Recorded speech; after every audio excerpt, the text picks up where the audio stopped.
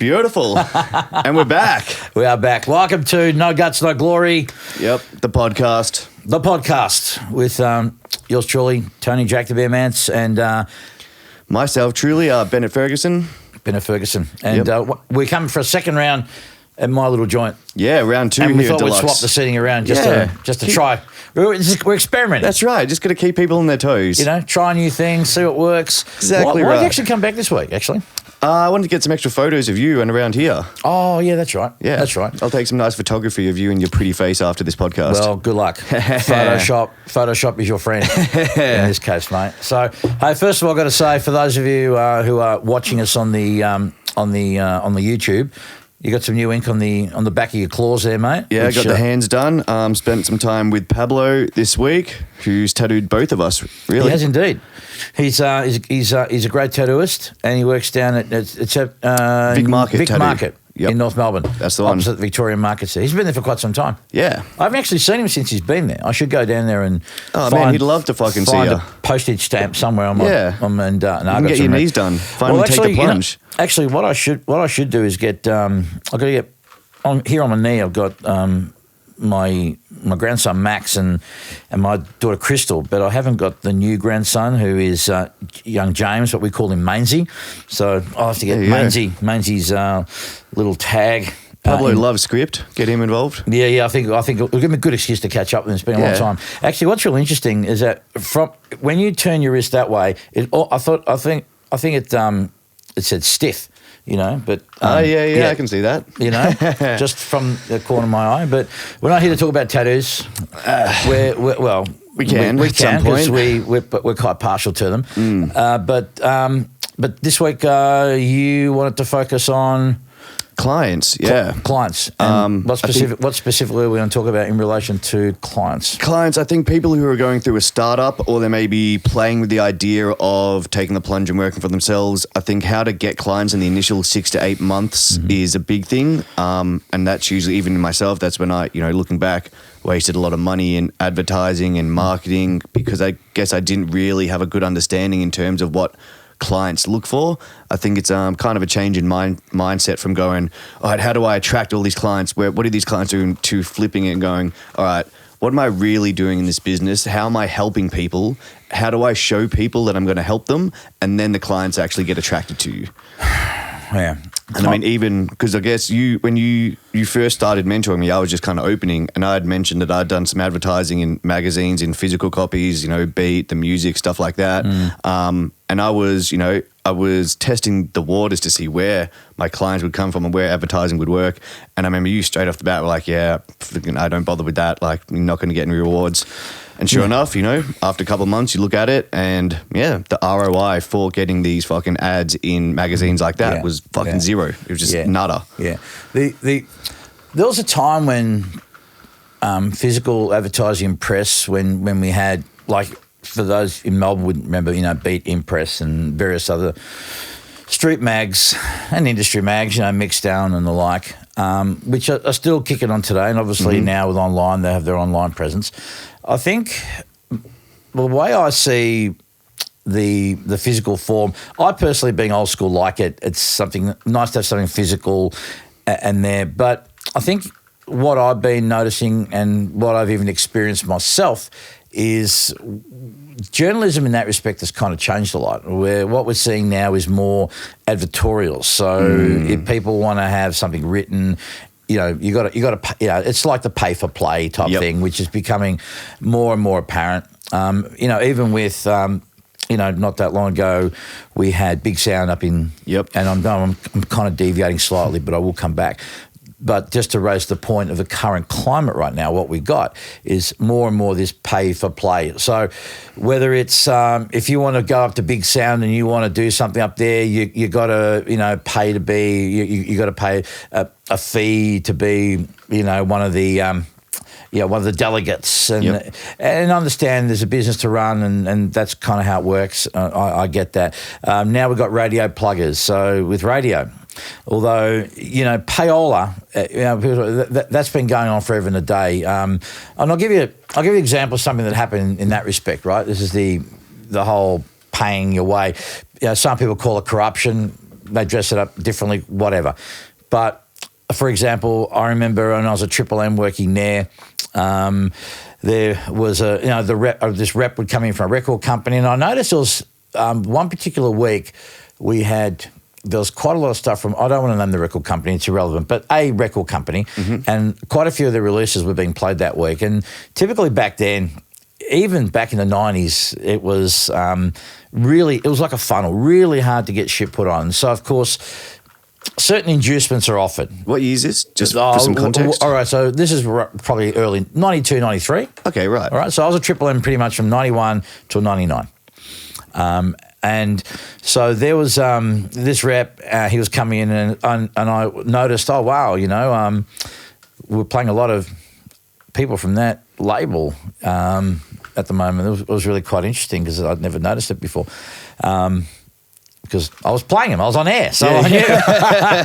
And next thing you know, there's certain members of management were up on a seminar at a resort on the Gold Coast. You know what I mean? Yep. Someone went off on a golf trip. Someone had something. So there's all this kind of stuff, and it's all very. It's easy to get cynical about it, but the reality is that paying for shit has been around forever. It still exists. It's just a matter of how it is dressed and how it's packaged. Yeah. Yep. So getting back to the original point of paying for advertising, I think in this day and age, the best advertising, as I've mentioned before, is word of mouth. Word of mouth, it takes probably a good 5 to 10 years to, definitely 10 years to get some good word of mouth. And I think the approach when it comes to getting clients, I think we should think the other way around. And that is, rather than kind of worrying about clients, you won't get clients, when if you're good, you won't necessarily get the clients. You'll get the clients when you get good. And I know it almost sounds like semantics and flipping things around, but your focus right now when you're starting out is not to try and necessarily sell yourself, create an awareness, but it's about to try and build relationships with people. And that is emailing, networking, going to events. But if you kind of push too hard, remember, there's so much noise out there. This is a long game that we're playing. It's a long game that we're playing. Yep. And, trying to worry about getting clients is really going about us about way of doing things. Because if you're not good at your craft, if you're not good as a communicator, if you're not clear as to your intention as to what you're doing and why you're doing it, people aren't going to come. As we've said before on the podcast, Ben, everybody loves to buy, but no one wants to be sold to. Yep. And so when we can stop selling, or we can stop coming across as being, because it comes across sometimes as being needy, I need the work. And when you push too hard, then, life has a way of counterbalancing the energy that you put out there. So being focused, being driven, going out there and, putting in the effort is one thing, but it's a fine line that you're navigating. So don't think too much about clients. The clients, it's like money, okay? It's like money. What's money? Money, forget about the illusory concept, but money is nothing more than an arbitrary medium of exchange, because today I can't go to Marshall Street and say, Ben, I'd like to come record, or I want to rehearse my band tonight, but listen, I got some chickens. How about I have one of your goats? It doesn't work that way, right? So we need this arbitrary medium of exchange, and it's an exchange of value. Right? We all keep coming back to this word value, giving value, providing value. Value is also perceived. What I find valuable, you may not necessarily find valuable. So we need to find the thing that other people find valuable. And what I think, apart from, a great facility, good product, good equipment, good skills, but the most important thing, mate, is great service. Yep. Service above everything. 100%. All right? So, and it's the little things, guys. It's who's the person that's going to hit up an inquiry first? Who's the person that's going to make sure that when they hit back quickly, asking questions, about taking time to find out about the client, making a phone call, following through, finding out about this person. Let them know that you give a shit and fuck, because everyone wants to feel good. Everyone wants to feel a sense of significance. We all like that. So when you can make a client feel good, not piss in their pocket, grease their ass, and pretend to be their friend for the day. And that's the big point. Not pretend to be their friend for a day. Like, you care about them because you actually do want to contribute to their project, and you do think you've got value to add, and you really want to fucking help. And the way you're going to find what value that you're going to add is not necessarily by what you think is valuable. Find out what they want. What are their pain points? What are their issues? You know, it's like the more, I said to you before, my mentor has told me this as well, Ben, that questions are the steering wheel of the mind. Right? So when you can ask the good questions to people, for example, tell me about the band you're working on. Tell me about your project. Where did you record it? Who did you work with? What led up to this? Tell me more about you and what are you guys doing? Is an EP you want to release? Are you doing a video for this? Are you doing a launch soon? When is the launch? Find out as much information, because when you can ask the right questions, then clients, because what's your favourite subject you want to talk about, Ben?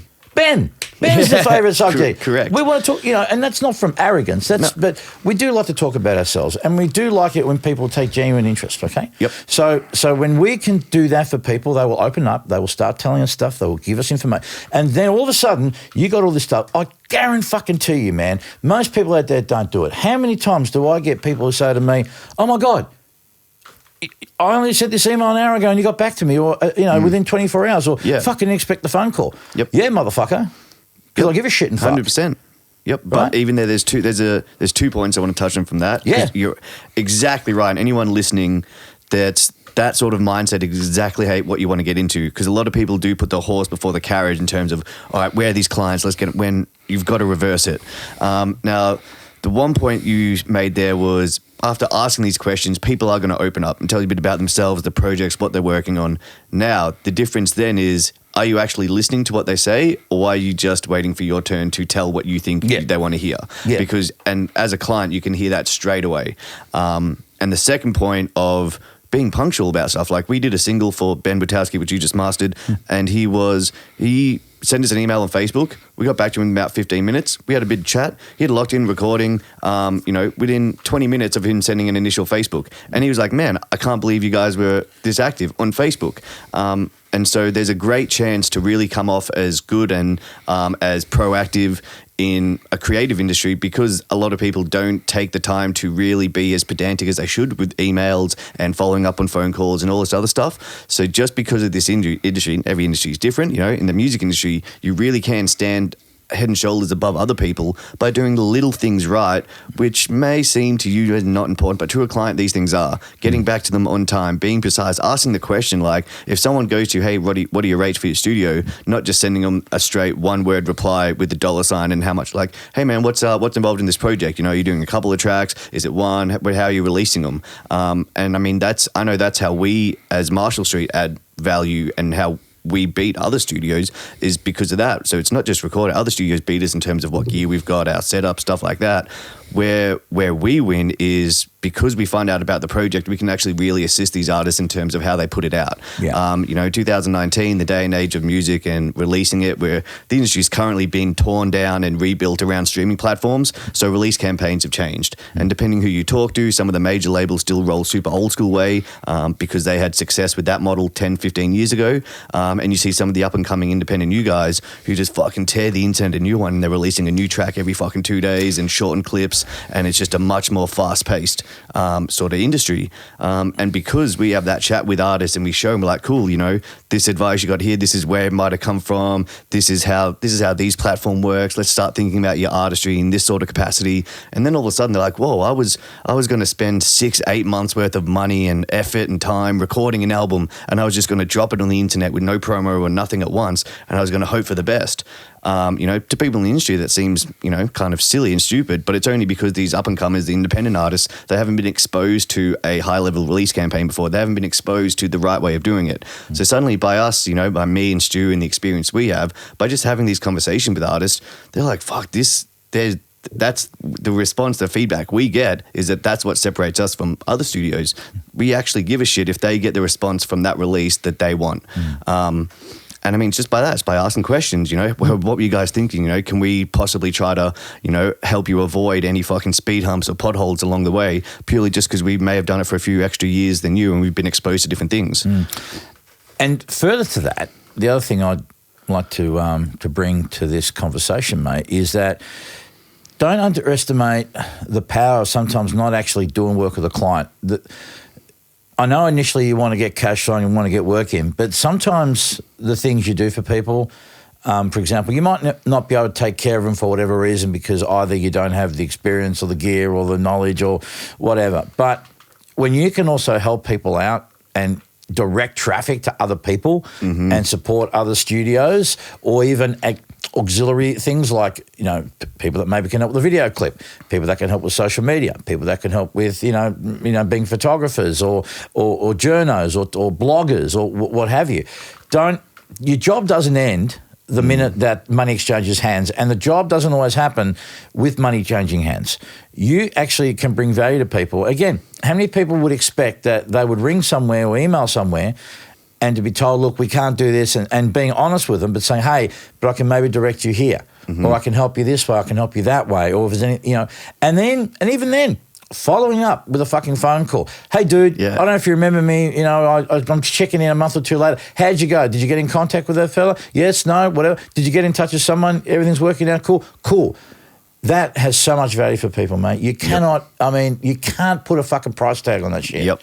Right? So, again, when we stop letting the fucking, the tail wag the dog, right? Yep. And not just think about how can we make a quick buck? How can we actually do something and help other people, even though we may not make money initially? That's what's going to build you will get your business to a point, and this is going to happen to you, buddy, where you will work a point of what we call critical mass, and you will have enough where so by the time, person one comes in, they're going to come around, come back again, or they'll tell someone else and they'll bring someone. And there's going to be this pool of people that at some stage or another, where you're at, someone's going to need something somewhere at some time, somehow. So don't underestimate the power of that. And that's what you're building towards. And that's going to come through goodwill and word of mouth, my friend. Yep. You got that sorted, you're good as gold. You're good as gold. Oh, man, there you go. My technique's terrible. Thanks, mate. That's why you're here, mate. That's why you get the big bucks, Ben. No. This is your value right here. See, this is your value, mate. No, I completely agree. And it's such a weird mindset when you're starting off to get into. Because I just remember even thinking back, to 4 years ago when I was getting into it. That idea is like, obviously you've got to find cash flow from somewhere, you've got to find clients, in your eyes or in your own head, you've built up a certain skill base and, you've worked in your craft to get to a point where you want to open a business around it. And then you're like, where are these clients? But it 100% is, you've got to flip your mindset to exactly what you've said. Hey, I got a question here. Sorry, mate. I just noticed that why aren't you rocking the fucking one of these bad boys? No, one of these mics. Oh, one of these, yeah. What the fuck is that about? Well, we are recording drums, All We Need. Recording an album in the studio. You're not going to edit this out. You're not going to edit this out because I want to keep it real. That's fucking bullshit. No. That's yours. I can't. You got yours, yeah. Right, okay. Because both ours are being used. Oh, okay. Sorry, mate. No, you're good. For a moment there, I'm thinking, hang on a minute. Nah, don't worry. I'm one step ahead. You're not... And two steps behind. You're not my fucking sidekick that's like out to the side. Oh, no, we'll just give Ben the... Nah. But anyway, look, I appreciate I appreciate it, man. But, I would have been just as happy with that. But yeah, all good. Makes no difference. But shout out All We Need. They are currently recording an album with us. Who's that? All We Need. Tell me about them. Sick, like pop punk, more punk side of it, rock band. Okay. They're tracking drums today, so that's all our mics are in use over there. Stu's doing that, killing it. Got some cool dudes coming in actually this week through the studio. Hip hop group 1-4, who are blowing up. I mean, they put out their track, The Message, probably the biggest act in the country at the moment. Wow. They're up from Sydney. They'll be in Melbourne this week. Luckily, this podcast might be out after it. Otherwise, the studios might blow up on Tuesday night. But no, everything's going fucking super well from that. We got Rise EP comes out this Friday, which you mastered. Yep. So there's heaps going on in Marshall Street front. What about over here? How you been? Mate, studio here is kicking along. I've been mastering a few little projects here and there. Right now I've got a couple of speaking gigs coming up, so I've been putting a bit of work into that, just putting on events and looking at putting on more. So, at the moment I've got Sydney and Cairns on the go. I'll looking towards getting something happening. I want to get something here in Melbourne again before the end of the year, if I got the time, because again, I don't want to spread myself too thin, and I want to put a bit of a focus on going out. But also I want to put some emphasis, particularly for next year, is I want to do more regional. One of the things that's interesting I find with my clients is that, like here in Melbourne, it's saturated is probably too strong a word, but there's so much stuff going on, all right, and there's no shortage of gigs and whatever. But out in regional Australia, so and I don't consider Geelong, Ballarat, Bendigo to be necessarily. I suppose it is regional, but even further out to some of the smaller towns, like fucking Horsham, for example, places like that, Traralgon, Sale, the Mildura, in Victoria, so any of those smaller places that you think you may overlook, don't underestimate the power that these cities and country towns have, because the kids out there don't get a lot of options like we do here. Here it's kind of like, whatevs, you're spoiled for choice. Yep. Whereas out in the country, kids, and even if you're a rock band, the hip hop heads will fucking come out. The kids don't really care because it's an event and they put in effort, and they will appreciate the fact that you come out, and it's a different vibe, and playing to an appreciative audience is more, you're better off playing to 50 kids who are just fucking on it and in it and all over it, as opposed to 300 punters and, 200 of them on their are phone. fucking, they're flipping their fucking phone and whatnot. So 100%. And even that and engaging, sorry to interrupt there, but I mean, when we had great support from Mildura and rural cities, because we actually mailed out fucking back in the day. I mean, we had a list of their actual physical fucking home addresses, people who bought shit from us, teas, and we just send them free shit. Every 3 or 6 months, we'd pull out the list, fucking spend 2 days stamping shit and send them free shirts, a free CD, hey man, what's up? And our fan rates from Mildura especially, was some of the most fucking engaged and hardcore fans ever. Even down in Tassie, we played some shows there with Remy and South Century, and the fans we kept from that, just because we did those little things, which translate back into business and maintaining and keeping clients, because, running a studio, being in a business, in a band, it's the same thing essentially. I mean, do not ever forget exactly that, the power of that. Regional Victoria, a lot of people, they forget there's people that aren't in the big cities, because this is where all the attention is. But it's very easy to blend into the background there, when if you do take care of all the little things right, you can see word of mouth spread and get the results you want quicker in rural towns. And there's nothing like making someone's day in that respect. You think you might be just a musician, and people maybe don't care about you because you're not quote unquote big or have a high profile, but there's something about out in regional where you are big to them, and all you got to do is take the time a day and just engage with them, and find out about them, find out what they're into, find out about their life. Everyone's got a great story to tell, and if you give them enough time, eventually someone will impress you.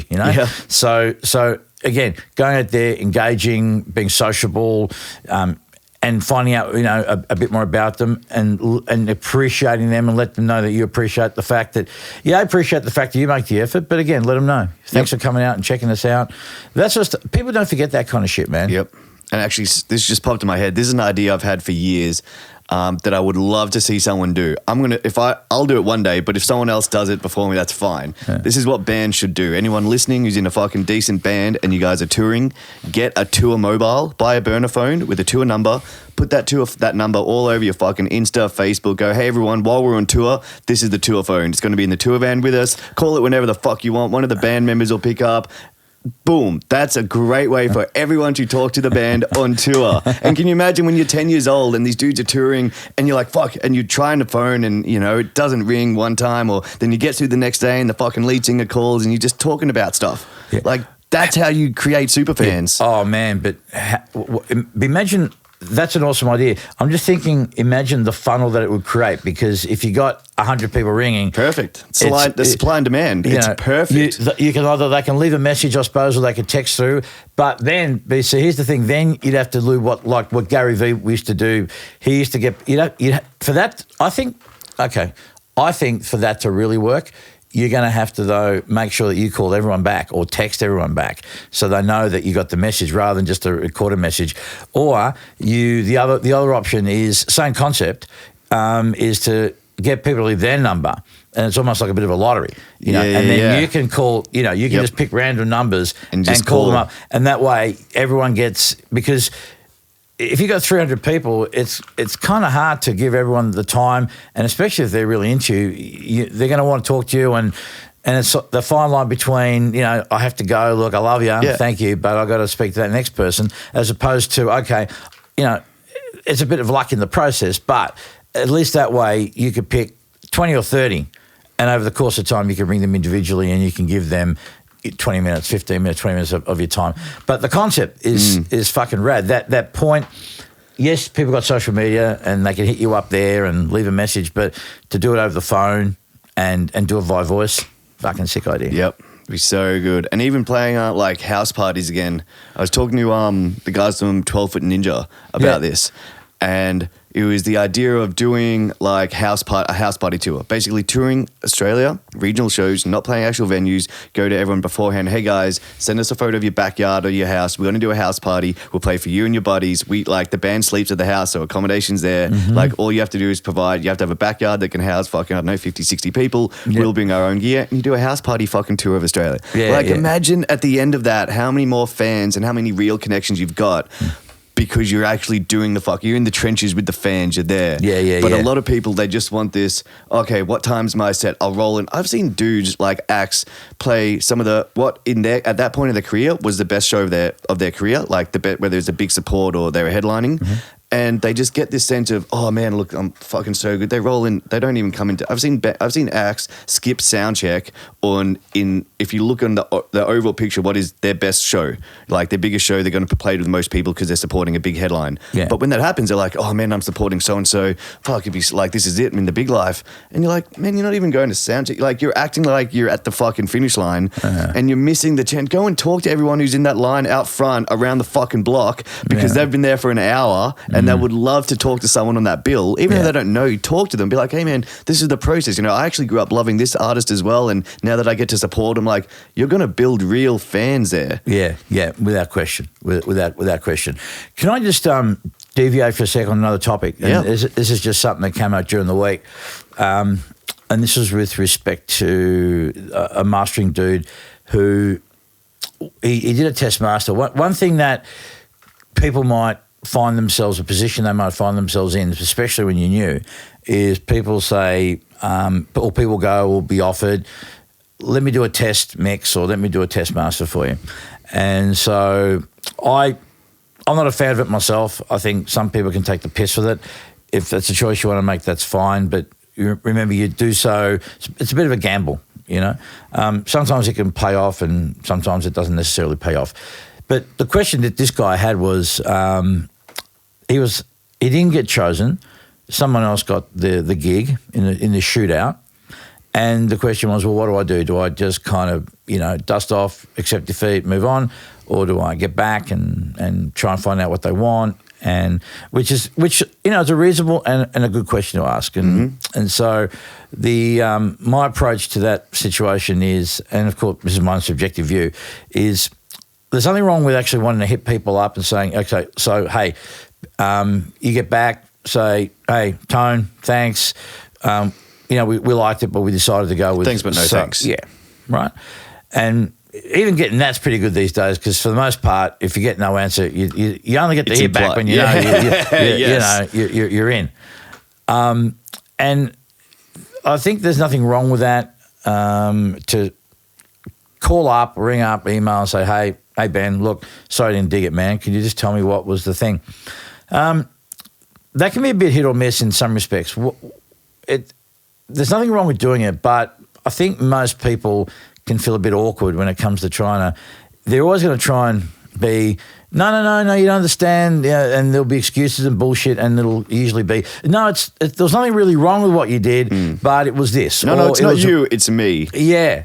Or it was record company politics. It was, I really wanted to, but 3 guys in the band voted against me. Or it was this, it was that.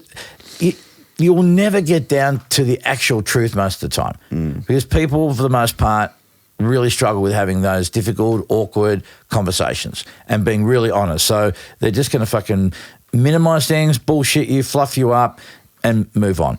I think, for the most part, just accept it because you're not going to be for everyone's taste. So you're not going to be able to adapt to everyone all the time. You know, as a service industry, you're going to try and do things and obviously be flexible and compromise to a point. But you have a style, you have a way of doing things, and it's not going to resonate with everyone. So this is why, just get back to doing what you do and do it well. And you will find the people that are into you, and you will find your crew, and you will get your market, and you'll find your little niche there. So, you know, if you want to do test masters, do so. No, it's a gamble. It's, you know, 50-50 as to whether they like it or not, particularly when you're new, because you can understand it. Well, you're an unproven quantity. We've got all these choices. We know what we're dealing with. We really don't know you. Understandable. And so, you know, and everyone's got to start at that point. I know I did too. And I had to do a few tests here and there. Some were okay. Some didn't work out for whatever reason.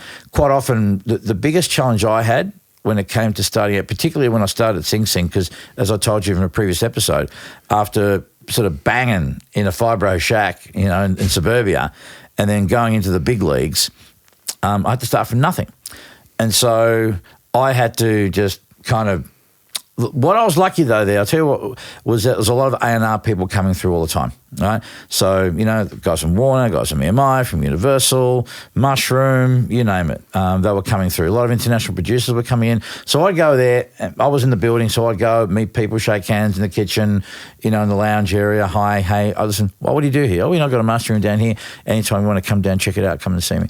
And people would come in, out of curiosity, you try and strike up a relationship, and sometimes people would say, look, we've just got a mix in the room. Would you mind if we come in and have a listen to what you got going on here? Or can you maybe do something to see how we would respond? But that didn't always get me work, but it just got me connected to people. Yep. The biggest thing that was working against me at the time was, when you at a place like Sing Sing, which was bigger names, bigger budgets, especially, you know, back in those days. Those things were decisions already made. So the producer that you'd meet already had his guy locked in America or in Los Angeles or in London or whatever, or the record company had something locked in. So you were not going to get a look in. That just wasn't going to happen. But what could happen was at least create an awareness to me, and then I've got this thing. And so how it started for me, getting more into record company work, and back in those days where there was more of it, was, okay, the usual guy couldn't do it. There was time zone differences. There was all this stuff going on. They said, we need some B-sides done. We've got a single. We've got to press it up in 2 days. Fuck, who do we call? Oh, we'll go to Jack at Sing Sing. Oh, yeah, fuck. They're B-sides, right? It's not the A-side, but we need to get these B-sides. We need this, this live track. It's exactly what happened with Guy Sebastian, right? When that Guy Sebastian first album, that when he won Australian Idol, okay, that was originally done by Steve Smart at 301, okay? And then I was working with this guy, Jared Rogers, who was mates with him, and Jared and I were mates. He did a track with Guy, and they said, look, we want to do another reissue of the album with this new track. And so Steve wasn't around, couldn't do it. They needed it done yesterday. Jared, obviously, he was the producer, so he had a little bit of pull. Went to Sony, said, hey, I got this guy, he's a mate. I can be there, I can be on the session, and we'll get it done by your deadline, which was yesterday. So, we got it done. And that's how I sort of built my thing in there. So I was very fortunate that even though I started from nothing, I was swimming in the pond with bigger fish. But I think there's also a sense of, even in that, I'm glad you kind of told that story, because there's a lot of not everyone, but there is a lot of people these days who would see that. Say if you're mastering at 301 with all these labels around, but obviously these A&Rs have ties to major. There is a mindset I've seen recently where people are like, oh, well, I'm not going to get that job anyway. So, they don't think about how it organically unfolds in that when they need someone and that person's not available, they're going to call someone. And if you've done that for them in the first place, when there's no job on offer, you're going to get that in 3, 6, 8 months down the track. Yeah. That kind of long-term seeing how being able to have step back and have perspective on things is something I don't see a lot of people early on in the first 3 years of their career being able to display for whatever reason. I think as you go through more things and you see, all right, fuck, this is how the world actually works. Like he talks to this person and that guy needs a master done and he ends up calling him and then that's how shit really happens. But I think initially people, they see them like, oh, these A&Rs, they always use the guys in LA. I'm not going to get a look in. So, when that dude pops his head in like, hey man, could you just do a free thing on this? You're like, in their head, they're like, no, because you're just going to use your guy in LA anyway. Why would I do it? Yeah. When they don't get that, there's more to this. Yeah, just don't write it off straight away and assume the worst situation. This is how these kind of lucky breaks happen. These supposed lucky breaks. Yeah, you were lucky, you were there, right place, right time. It just fell. No, correct. It wasn't quite as random as that. Yes. It was a case of the fact that, you put in the work and you built the relationship. And this is why I repeat, kids, when you get involved in this is going to be a long haul.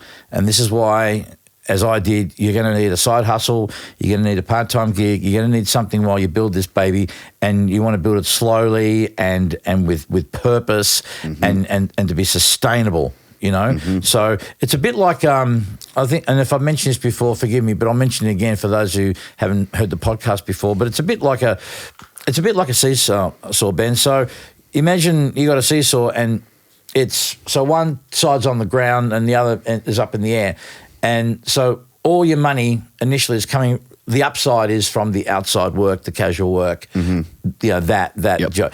And there's no income as such coming at the bottom. There's money coming in, but that money just keeps getting invested back in. So over time, as the business builds and the bottom part of the seesaw goes up, then you're going to be doing more stuff here with more money coming in, and as you're paying more things off and getting more things, there's less reliance, less time on the other work. And so this happens. So your studio business builds, the reliance on the other stuff goes down, and so your seesaw swings the other way and it tips in the other direction to the point where one day, whooshka, you've realised, oh shit, I'm not doing any more shifts here, or the shifts are fewer and further in between than what they were. I'm not every weekend doing this gig, but I'm doing more of this. And so, for me, that was a 21-year process from Dick to having the words like, shit, I don't need any more supplementary income here. Yep. So that's a great takeaway and some perspective for people, because a lot of people want that seesaw to go up instantaneously.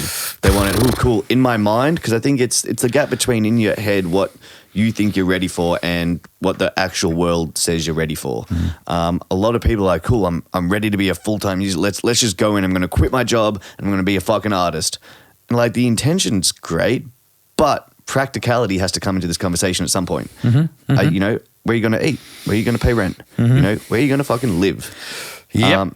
These luxuries. Food and shelter. But luxuries. I think that's like that analogy to seesaw is great for any artist who may have been thinking in their last month that they're like, fuck, I'm going to quit my job and I'm going to go all in. Like, it's not a one or the other. It's not a work or be a musician. It's a what is practical and have the long-term perspective to see where you want to get to in 5-10 years. Yeah. And then work towards that. Yep, absolutely. And look, when I was younger, I still feel I'm young. But when I was younger, I wanted shit to happen fast too, man. I really did. In this day and age, I understand because we are living in a faster world, we have things happen much faster because we have these fucking things here, and whatever you want, you can have with a few taps of your screen, and you're kind of killing it there, right? But here's the thing. I'll give you this metaphor of like, if you go watch a movie, right? Let's say your career is like a movie or life, as a movie, you don't want to see the movie finish, a 2-hour movie and watch it in 3 minutes, just skip through here and here. It's like, I just want to get everything done with. I just want to fucking watch the movie, get out of the way so I can fuck off. Do something else. Like, then you don't really want to watch the movie, do you? Yeah. I mean, if you can live with this sense of inevitability that things are going to work out, not in an artificial, positive kind of bullshit way, but just as in a knowing that, you know what, I know I'm going to go through some fucking dips. I know I'm going to have some fucking hard times.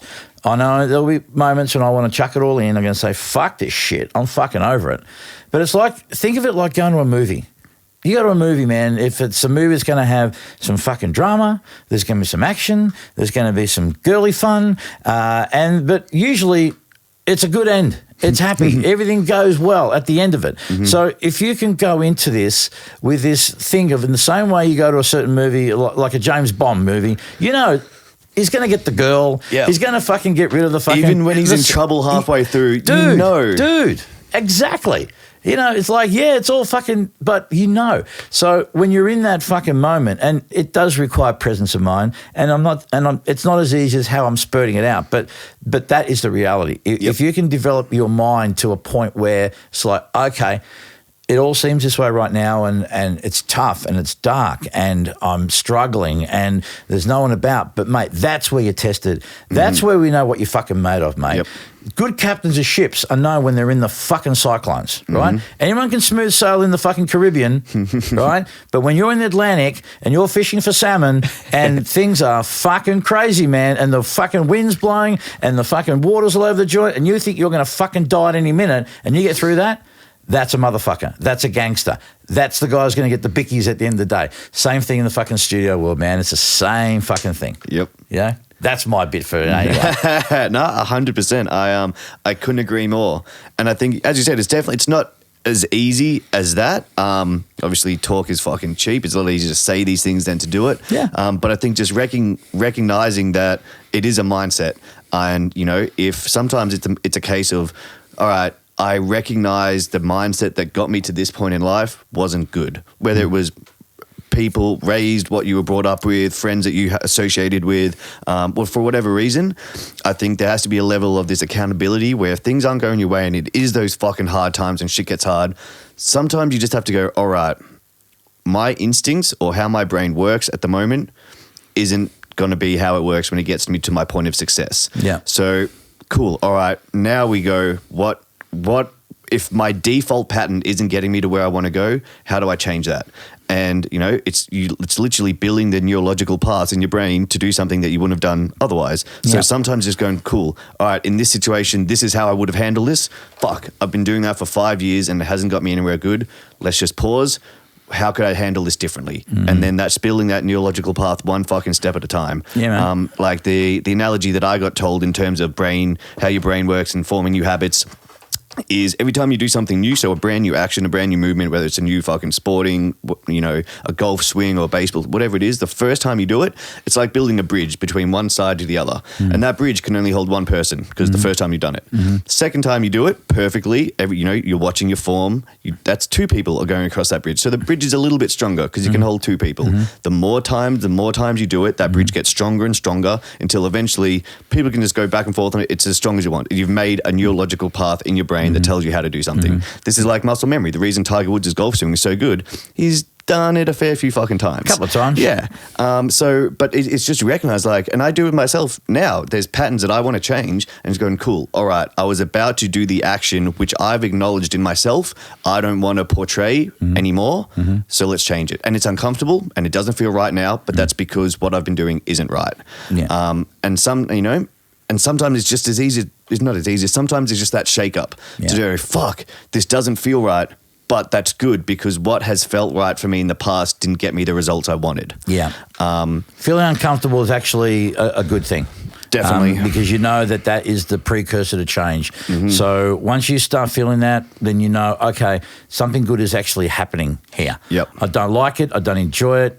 But at least I know I'm on my way towards it. Yep. And that analogy you gave was really good. And I was thinking, maybe I wanted to give something, but I won't because I don't want to get too technical. But another time we can have a deeper dive into that, because even the idea of understanding how we learn and how we learn new habits, and that's actually a whole fucking podcast in itself, man. And it may get a little deep and a little too tech or too. But look, because I'm not the most technical. In fact, I am a non-technical person, but there's certain things I like to deep dive on and understand how to learn. What to learn, how to learn. And so I'd like to share some of that with you in another podcast. But I think we might wrap it up here for today. Yep. It's been a good podcast, mate. It's been a great one. I think there's we've covered some good shit. Yeah, there's some real good solid takeaways for people not just in the music industry, but anyone who's thinking to get out on their own. And those initial thoughts of cool clients, cash flow is going to be an issue. How do I go about this? What's appropriate forms of advertising and marketing? Yep. I think there's some real good takeaways. Yeah, absolutely. Agreed, mate. So, buddy, thank you. I'll be careful of your hand because No, you're good. I know what it's like. It gets a bit tender. No, these ones are all good now. But they look good. They're healing nice, and they should be a few weeks. I'll be banging. We'll be good. All right, everyone. All right, then. Well, thanks, man. Thank you very much. Thanks, we'll see you next episode. Be nice to each other, but more importantly, be nice to yourselves. We love you, fuckers. See ya. See ya.